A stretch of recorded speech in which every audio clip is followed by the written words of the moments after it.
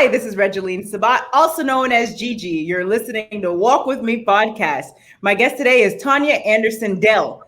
Tonja is a best-selling author of the book Gifts from a Glacier, The Quest for an American Flag in 52 Souls. Welcome to the show, Tonja. Thank you for having me. And You're hello, welcome. everyone. Yes, ma'am. It's an honor to have you here today. Now, why don't you start off by telling us more about you and where you are from? My name is Tonja Anderson-Dell. I'm from Tampa, Florida. I'm a mother of four, grandmother of two. And as you said, I'm the author of Gifts from a Glacier. I love it. Tell us more about your book and what inspired you to write it. My book came about as I'm that nosy grandchild, and my grandfather went missing, and no one had any idea of what happened to him. So I got permission from my grandmother, and I decided to find out what happened to him.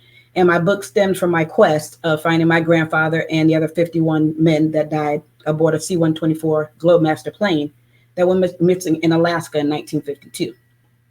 And it talks about the hard work, not taking no for an answer, and going up against our military to look for these men. Very powerful. Now, tell us more about your experience as a member of Women in Aviation. That came about because a friend of mine, she is actually in aviation, but she's doing it towards, NASA, and she invited me into this world of women. And I told her I didn't quite fit in because I'm not actually in aviation. And she stated to me, it's not about being in aviation, but the fact that I fight for men and women who are operational lost that are in aviation. And that's how I came about Women in Aviation. I love it. And tell us more about Honored Bound Inc., a 501c3 nonprofit that you founded.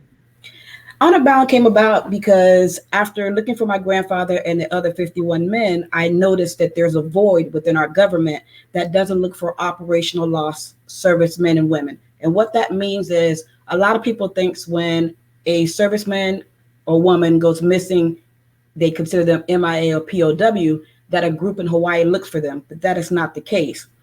My grandfather and the other ones, and there's a lot of us out there just on U.S. soil, they don't look for them. After the initial search, once that military plane crashes and they don't find it, there's no agency within our government that looks for them.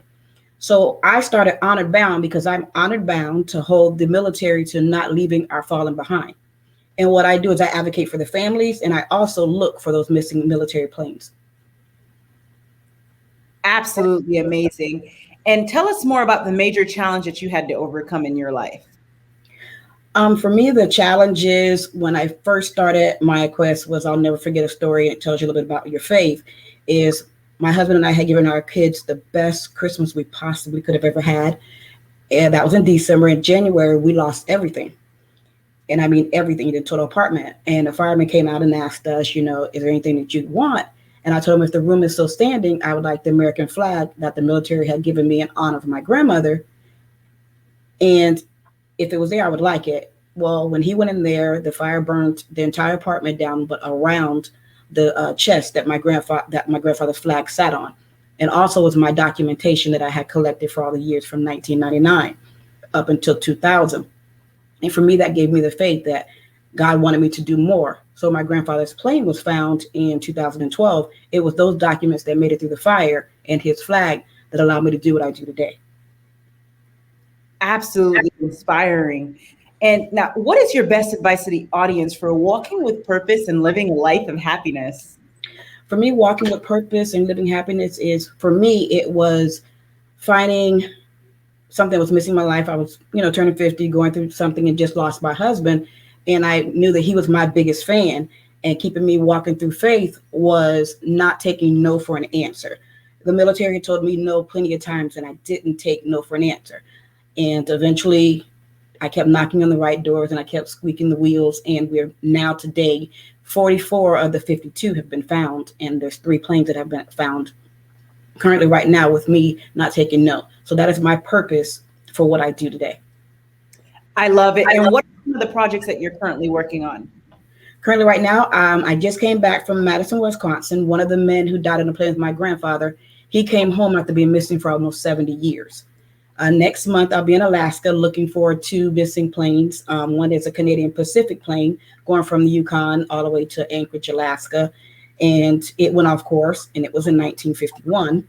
And then I'm also looking for a C-119 that went missing in 1952 as well.